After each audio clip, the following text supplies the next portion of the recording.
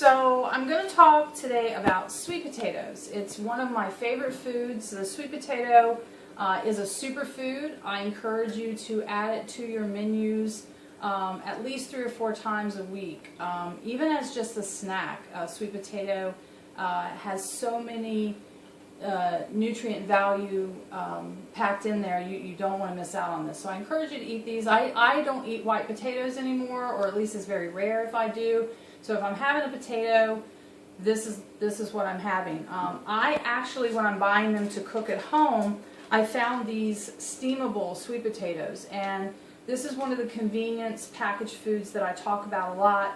I do like this one because not only are they already scrubbed and cleaned, so you don't have to do that, they're ready to just be prepared, but they're also really great size. These have a lot of flavor to them. So I actually have found that I buy them individually sometimes, but I still prefer the taste of these sweet potatoes in a steamable bag. Now the funny thing is they package this to be done in 8 minutes in your microwave.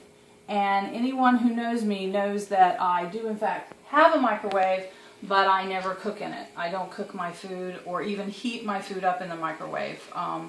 It's my own personal preference. So it is funny that this is actually meant to just be popped in the microwave, but I do in fact cook them. And this is how, so I wanted to show you what I do to prepare them, because everybody who eats the sweet potatoes that I cook want to know what I did differently. And really this is why I think they're so fantastic. So what I do with the sweet potatoes is I just take a piece of foil. I don't poke holes in them. A lot of people want to poke holes with a fork. I don't do any of that. Keep it intact, and then you're just basically going to wrap it in the foil, and you want to make sure that it's completely sealed. And I turn the corners up. You want it to be a very tight seal on these potatoes. And then the simplest thing in the whole world, I simply cook these potatoes. Grab my little pan. I love my new pan. This was my grandmother's, so it's very old, so it's all seasoned and everything.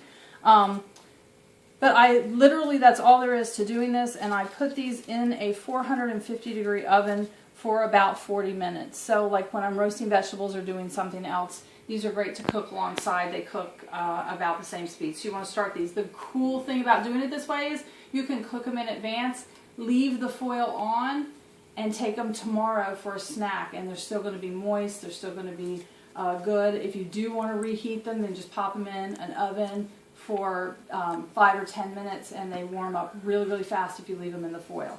So that's the tip, and we're going to stick them in the oven, and then when we come back, you get to see what they look like. And